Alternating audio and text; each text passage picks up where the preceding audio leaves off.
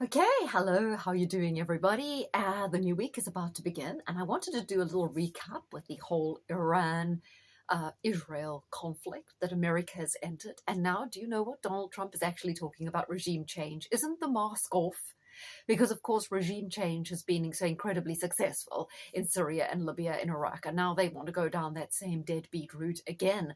I saw a picture of the proposed new leader who has something to do with the Shah, who's being cultivated and who is, of course, being pushed by plants like Maya Tusi, who have been seeded in the imagination of the right-wing movement in the UK to gain support and to mold minds to accept regime change. Well, I saw a picture of him kissing the wall, which he's had his baptism, obviously, if that picture could be relied on, because we can't rely on anything we see. And that is a lot what this particular vlog is about.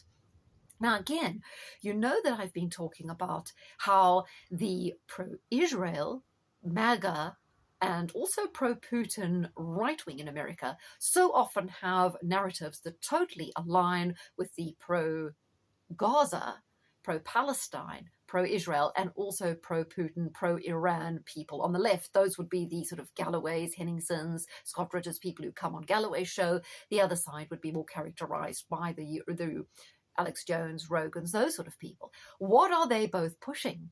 Both of them are saying the attack on Fordow and the nuclear plants in the bunker busters was a nothing burger. They hardly damaged anything. Both of them are saying this. Why? Well, the MAGA people are saying it to protect Trump because they know that there's been a huge tide of opinion change about him. A lot of people, the Harrison Smiths, the Troyers, really angry about this. Even Paul Joseph Watson saying this is not MAGA, it's not America first, it's not what we asked for, this is at the behest of Israel, we are not worried about Iran, this is the last thing we want. And they are spinning it to say, oh, well, Trump just had to do something to get Israel off his back, blah, blah, blah. And you know as well, there have been people cropping up like Ian Carroll, came out of nowhere, suddenly he's everywhere, he's on Rogan, he's on InfoWars, looks like someone from the Village People with this moustache, and he's telling you all, oh, no, Trump really hates Netanyahu. There's a rift, the body language of Netanyahu. Yeah, he spins it all. It's all 3D chess, Q-Tard stuff, all that again. You can't get away from the fact this is, again, interfering in another country at the behest of Israel, who's always the judge, jury, but want America to be the executioner in all these cases. I'll get back to that. The left also are spinning it because they've bigged up Iran. They say Iran has got these hypersonic missiles, they're invincible, they are so smart, they've moved their nuclear program years ago, months ago, they've put it somewhere else, it's out of reach of the Americans. And the left and the right both want to protect Putin because you can say, well, why doesn't Putin intervene to help Iran? So they've got to both cover for both Trump and Putin. And the left, who've big upped Iran, have to cover for that because, they've pretty much been wrong on everything. I'm afraid to say that Iran, Scott Ritter, Galloway were wrong about everything they said with the time scale of the Russia-Ukraine conflict and how it would unfold. They could be wrong with Iran. Now, apparently now, they've said that the Medvedev, the Russian, as he the deputy prime minister there, he has said that there are at least 3 countries, including Pakistan, maybe North Korea, who are willing to give Iran nukes, so it doesn't really matter if they have a nuclear program or not. I heard South Africa is supplying enriched uranium to both Israel and,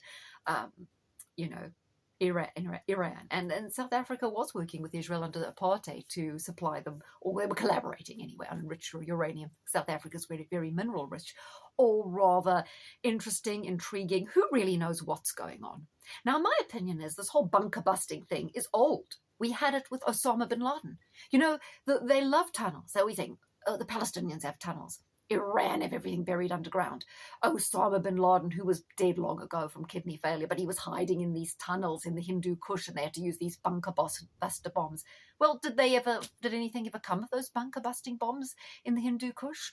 Well, they were chasing someone who wasn't even there, but like the WMD. So I think we're having a case of the WMD that doesn't exist, the Iranian nuclear program, which doesn't exist.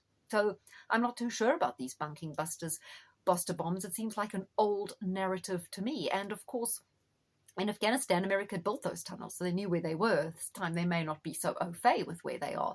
So I do think there's a huge amount of misinformation, but I think America have probably exaggerated what they've been able to achieve anyway, but who knows? But do note that the climate change environmental enthusiasts and the old anti-war left of the past have nothing to say about this. You'd think that bunker bombing a nuclear site where there's apparently enriched uranium and nuclear programs to develop nuclear weapons wouldn't be a good idea for the environment with nuclear fallout, yet no one's really talking about that. It's strange, isn't it?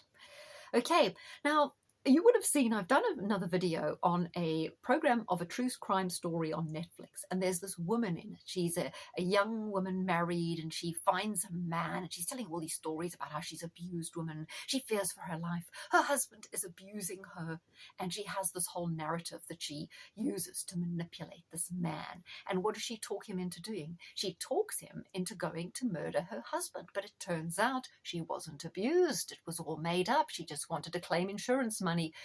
Isn't that woman kind of a good analogy for Israel? You know, Saddam's got WMD. We feel under threat. Saddam has to go. Oh, there's no WMD. Oh, never mind. Yeah. Anyway, so the UK narrative that's being pumped out by Reform and Rishi Sunak and all of them, and Julia Hartley-Brewer, is we are so much safer now. It's a great thing. Was the UK media even talking about Iran and how unsafe it makes us a few months ago, or even at the beginning of the June? No, they weren't even saying anything. Does anyone in the UK feel safer tonight, or in America feel safer because of these bombs dropped on Iran? No one cares. No one feels safer. People are worried about the cost of living, the fuel prices, the huge cost of electricity in the UK, open borders, totally changing civilizational change, catastrophic economy, huge other social pressures in the UK, access to the NHS, access to housing, difficulty of getting the property ladder. This is what concerns people. And to say Iran is a sponsor of terrorism, since when? When we had the Ariana Grande, that person was connected to Libya by his father, who'd been working for a long time in subversion on behalf of the UK state in Libya. You know, how many terrorist attacks, or so-called terrorist attacks in the UK, have had anything to do with Iran? It's a nonsense story, right? People talk about international law. There's no such thing as international law. Not when it comes to America, the Western world, China, Russia, and Israel. It doesn't exist. Maybe if you've got a Serbian guy who's done a few things wrong, or someone, an African dictator, maybe they'll evoke international law. It really doesn't exist, and any talk of it is a nonsense by people who haven't got a clue what they're saying. See, Thomas Massey's breaking ranks, but Trump's come out right against him. But Thomas Massey is one of the few people who aren't on the payroll, and he's mentioning how all the other congressmen, who obviously sponsored by AIPAC, are tweeting the exact same things as if they're chanting from a hymn sheet. And they do. You see all the UK people, the media, other than Peter Hitchens, the political figures, and the same in the UK, in the US, the media, the shills, and the political hacks and the congressmen all come out with exactly the same tweets about how this is, you know, we love Israel, is the best, Israel's a democracy, Israel blah, blah, blah, Iran bad, blah, blah, blah. You know, it's just the same narrative. Because Israel's a democracy, which means absolutely nothing, does that mean they can do anything they want? Are they ever held accountable for anything they do? Really? Are they? No, doesn't seem so. I believe Netanyahu has stage 4 colon cancer, so maybe that's why they're pushing the envelope on this whole thing. I have some more to say, so I'm going to do a second little one. But I've got a little conspiracy for you guys on a plane crash that happened many years ago. Some of you might remember, particularly you South Africans out there. Also linked to the story that I wanted to tap into. And yeah, so anyway, I'm very skeptical about anything we hear on Twitter. I don't think the mainstream or the alternate can necessarily be believed. A lot of them are very stubborn. They're covering their backs. They don't want to believe any bad in Trump, so they're spinning narratives to make him not look so bad. When, to be honest, have we had the Epstein files released? Have we had, did he lock Hillary up? Did he fix Fauci? Did he close the border? Are mass deportations happening? No, but no one wanted regime change, and that is what he is thoroughly focused on, very proudly so, and it's a nonsense.